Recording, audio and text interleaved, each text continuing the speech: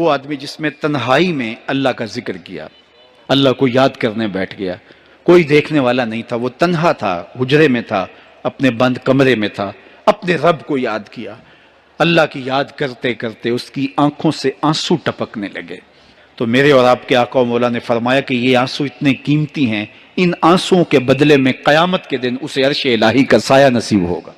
रूमी अलैहिर्रहमा फरमाते हैं, जहां पानी गिरता है वहां सब्जा उगता है, जहां आंसू गिरते हैं वहां रहमत उतरती है। मेरे और आपके आका मौला ने फरमाया, रातों की तन्हाइयों में उठ के कुरान पढ़ा करो और कुरान पढ़ते हुए रोया करो, और अगर रोना ना आए तो रोने की कोशिश किया करो।